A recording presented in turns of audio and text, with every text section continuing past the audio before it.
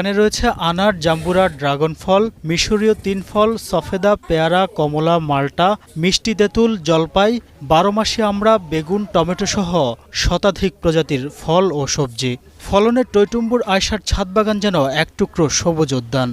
আমার গাছের ড্রাগন আর বাজারের ড্রাগন কিন্তু এক না, সাইজও যেমন পার্থক্য, স্বাদও কিন্তু পার্থক্য। এটা যারা বিশেষ করে ছাদ বাগানে আছেন তারা বুঝবেন যে ছাদের ড্রাগন কত স্বাদ।